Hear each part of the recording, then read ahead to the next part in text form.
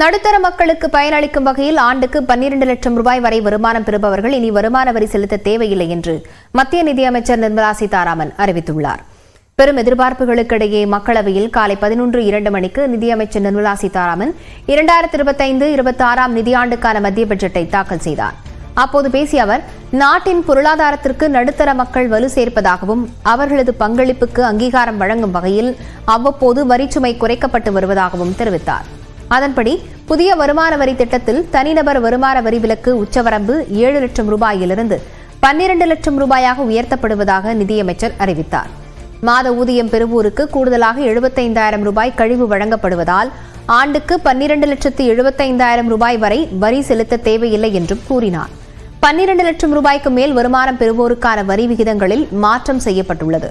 அதன்படி 4 லட்சம் முதல் 8 லட்சம் ரூபாய் வரையில் 5 விழுக்காடு வரியும், 8 லட்சம் முதல் 12 லட்சம் ரூபாய் வரை 10 விழுக்காடு வரையும் செலுத்த வேண்டும் என்று நிதியமைச்சர் தெரிவித்தார்.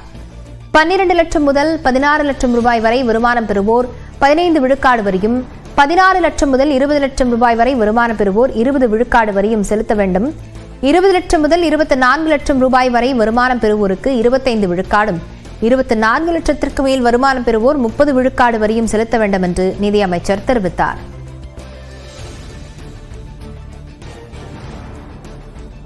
I am now happy to announce that there will be no income tax payable up to income of 12 lakh rupees.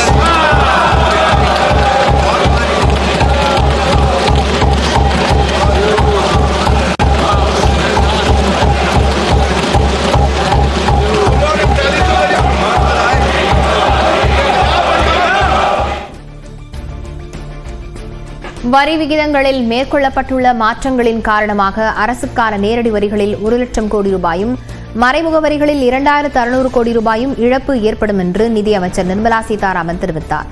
அதேநேரம் பழைய வருமான வரி விதிப்பு சம்பந்தமான எந்த அறிவிப்பும் பட்ஜெட்டில் இடம்பெறவில்லை. இதனால் தொடர்ந்து 2வது ஆண்டாக பழைய வருமான வரி விதிப்பு முறையில் எந்த மாற்றமும் செய்யப்படவில்லை.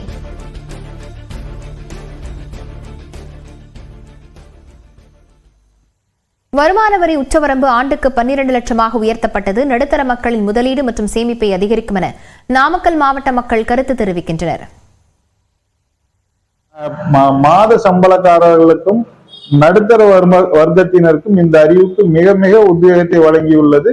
நாங்கள் எந்த தொழிலும் துணிந்து இறங்க இது ஒரு வாய்ப்பாக அமையும்.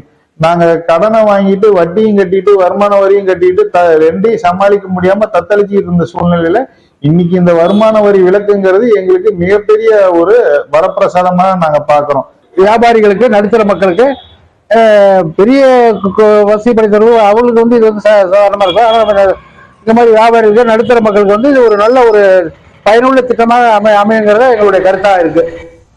வருமான வரி உச்சவரம்பு ஆண்டுக்கு 12 லட்சம் ரூபாயாக உயர்த்தப்பட்டது தொழில் முனைவோருக்கு ஊக்கமளிக்கும் வகையில் இருப்பதாக ஈரோடு மக்கள் தெரிவிக்கின்றனர். 12 லட்சம் ரூபாய்க்கு எக்ஸ்டெண்ட் பண்ணதுக்காட்டி பிஸ்னஸ் பண்ண எல்லாருக்கும் பெனிஃபிட்டாக இருக்குது. எக்ஸ்டெண்ட் ஓப்பனாக சொல்ல போனால் எங்களுக்கு வந்து ரொம்ப பெனிஃபிட்டாக இருக்குது. இப்போ 12 லட்சம் போது நான் வந்து இன்னும் பிஸ்னஸ் வந்து எக்ஸ்டெண்ட் பண்ணுவேன். கொஞ்சம் வந்து டெவலப் பண்ணுறதுக்கு கொஞ்சம் இன்ட்ரெஸ்ட்டாக இருக்கும், ஈஸியாக இருக்கும். விவசாயிகளுக்கு கிரெடிட் கார்டு மூலம் வழங்கப்படும் கடன் தொகை 5 லட்சமாக உயர்த்தப்பட்டுள்ளது. 2025-26 நிதியாண்டுக்கான நிதிநிலை அறிக்கையை தாக்கல் செய்த மத்திய அமைச்சர் நிர்மலா சீதாராமன் வேளாண் உற்பத்தியை பெருக்க முக்கியத்துவம் அளிக்கப்படும் என்று கூறினார்.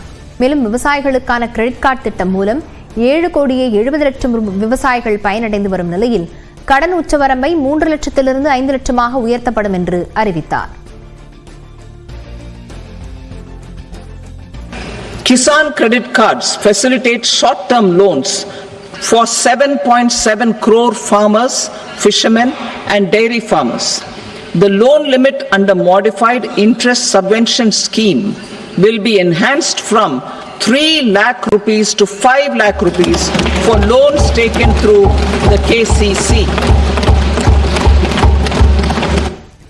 நாடு முழுவதும் 100 மாவட்டங்களில் விளைச்சல் குறைவாக இருக்கும் பயிர்களின் உற்பத்தியை அதிகரிப்பதற்கு பிரதம மந்திரி தன் தன்யா கிருஷி திட்டம் நிதிநிலை அறிக்கை மூலம் அறிமுகம் செய்யப்பட்டது. இதன் மூலம் 1,70 லட்சம் விவசாயிகள் பயனடைவார்கள் என்று அமைச்சர் நிர்மலா சீதாராமன் தெரிவித்தார். மேலும் பருப்பு உற்பத்தியில் இந்தியா தன்னிறைவு அடைவதற்கு 6 ஆண்டு இயக்கம் தொடக்கப்படும் என்றும் அறிவித்தார். இதேபோன்று பருத்தி உற்பத்தியை 5 ஆண்டுகளில் அதிகரிக்க சிறப்பு முன்னெடுப்புகள் மேற்கொள்ளப்படும் என்றும் நிதிநிலை அறிக்கையில் அமைச்சர் குறிப்பிட்டார். இவற்றுடன் இயற்கை விவசாயத்தை 1 கோடி விவசாயிகளிடம் கொண்டு செல்வது, இறால் பண்ணைக்கு நிதி உதவி, விவசாயத்தை மேம்படுத்த டிஜிட்டல் கட்டமைப்பு ஆகிய திட்டங்கள் நிதிநிலை அறிக்கையில் இடம்பெற்றுள்ளன. மத்திய பட்ஜெட் தங்களுக்கு ஏமாற்றம் தரும் வகையில் இருப்பதாக விவசாயிகள் வருத்தம் தெரிவிக்கின்றனர். விவசாயிகளுக்கு அதிகப்படியான அறிவிப்புகள் வரும், விவசாயிகள் மகிழ்ச்சியாக இருக்கலாம்னு நினச்சோம். சுத்தமாக ஏமாற்றும் முகமாக அறிவிச்சிருக்கிறாங்க. குறைந்தபட்ச ஆதார விலை சட்டமாக்கப்பட வேண்டும்னு கேட்டுக்கிட்டு இருக்கிறோம். டெல்லியில் போராடுறாங்க. அதுக்கு குறைந்தபட்ச ஆதார விலையை அறிவிக்கலை. அதே போல் விவசாயிகள் வாங்கின கடனை முழுமையாக தள்ளுபடி பண்ணணும் 8 ஆண்டு காலாக நம்ம கேட்டுக்கிட்டு இருக்கோம். கடனும் தள்ளுபடி பண்ணலை.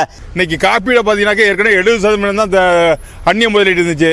இன்னைக்கு 100% அந்நிய முதலீடு அனுமதிச்சு கிட்டத்தட்ட எல்லாருக்குமே ஒரு இன்னும் சொல்ல போனால் அது என்ன சொல்கிறது அப்படி ஒரு வார்த்தையே இல்லை. அந்தளவுக்கு ஒரு பழி வாங்குதலை இன்றைக்கி மத்திய அரசாங்கம் நிர்மலா சீதாராமன் அறிவிச்சிருக்காங்க. அதே போல் இன்றைக்கி உர மானியமாக இருக்கட்டும், பயிர் மானியமாக இருக்கட்டும், அப்படி எந்த அறிவிப்புகளையுமே விவசாயங்கிறது ஒரு 3ஆம் பட்ச தொழிலாக மாற்றப்பட்டிருக்கு.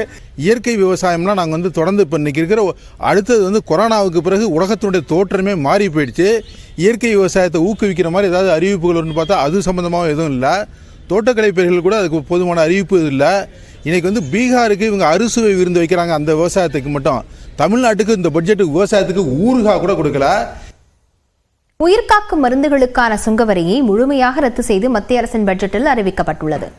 மக்களவையில் நிதிநிலை அறிக்கையை தாக்கல் செய்த மத்திய நிதியமைச்சர் நிர்மலா சீதாராமன் 36 வகையான உயிர்காக்கும் அத்தியாவசிய மருந்துகளுக்கு சுங்கவரியிலிருந்து முழுமையாக விலக்கு அளிக்கப்படுவதாக கூறினார். மேலும் 37 மருந்துகளுக்கு சுங்கவரியில் சலுகை வழங்கப்படும் என்றும் அறிவித்தார். To provide relief to patients, particularly those suffering from cancer, rare diseases and other severe chronic diseases, I propose to add 36 life-saving drugs and medicines to the list of medicines fully exempted from basic custom duty.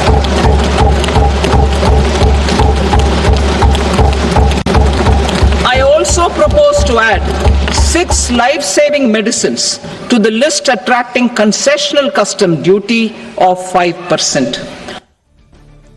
இதேபோன்று LED, துத்தநாகம், lithium ion battery மற்றும் 12 தனிமங்கள் மீதான சுங்கவரி கட்டணம் முற்றிலும் ரத்து செய்யப்பட்டுள்ளது. குறிப்பாக மின்சார வாகன பேட்டரி தயாரிப்புகளுக்கான 35 மூலப்பொருட்கள், மொபைல் பேட்டரி தயாரிப்புகளுக்கான 28 மூலப்பொருட்களுக்கு சுங்கவரியிலிருந்து விலக்கு அளிக்கப்பட்டுள்ளது. இதனால் செல்போன் மற்றும் மின்சார வாகனங்களின் விலை குறையும் என எதிர்பார்க்கப்படுகிறது. இதேபோன்று கப்பல் கட்டுமானத்திற்கான மூலப்பொருட்களுக்கு சுங்கவரியிலிருந்து விலக்கு அளிக்கப்பட்டுள்ளது. உறைய வைக்கப்பட்ட மீன் பேஸ்ட், சுவையூட்டிகள், leather belt, leather shoe, leather மேலாடைகள், கடல்வாழ் பொருட்களின் விலையும் குறைய உள்ளது. அதே சமயம் டிவி பேனல் டிஸ்பிளேவிற்கான சுங்கவரி 10%இலிருந்து 20 விழுக்காடாக அதிகரித்துள்ளது. இதனால் இந்தியாவில் தொலைக்காட்சி விலை அதிகரிக்கும் சூழல் ஏற்பட்டுள்ளது. மேலும் விளம்பரம் மற்றும் பின்னப்பட துணிகள் ஆகியவற்றின் விலையும் அதிகமாக உள்ளது. வேளாண், கல்வி உள்ளிட்ட முக்கிய துறைகளுக்கான நிதி ஒதுக்கீடு முந்தைய ஆண்டை விட அதிகரித்துள்ளது. வேளாண் துறைக்கு முந்தைய நிதி ஆண்டை விட கூடுதலாக 37,000 கோடி நிதி ஒதுக்கப்பட்டுள்ளது. கல்வித்துறைக்கு கடந்த ஆண்டில் 1,20,000 கோடி ரூபாய் ஒதுக்கப்பட்ட நிலையில் தற்போது 1,28,000 கோடியாக உயர்த்தப்பட்டுள்ளது. பாதுகாப்புத்துறைக்கான நிதி ஒதுக்கீடு முந்தைய ஆண்டை விட சுமார் 1,30,000 கோடி ரூபாய் குறைந்துள்ளது. உள்துறைக்கான ஒதுக்கீடு 2,19,000 கோடி ரூபாயிலிருந்து 2,30,000 கோடி ரூபாயாக அதிகரிக்கப்பட்டுள்ளது. ஊரக வளர்ச்சித்துறைக்கான நிதி ஒதுக்கீடு கடந்த நிதியாண்டை விட சுமார் 80,000 கோடி ரூபாய் உயர்ந்துள்ளது. சுகாதாரத்துறைக்கு சென்ற நிதியாண்டில் 90,958 கோடி ரூபாய் நிதி ஒதுக்கப்பட்ட நிலையில் தற்போது 98,311 கோடி ரூபாயாக அதிகரிக்கப்பட்டுள்ளது.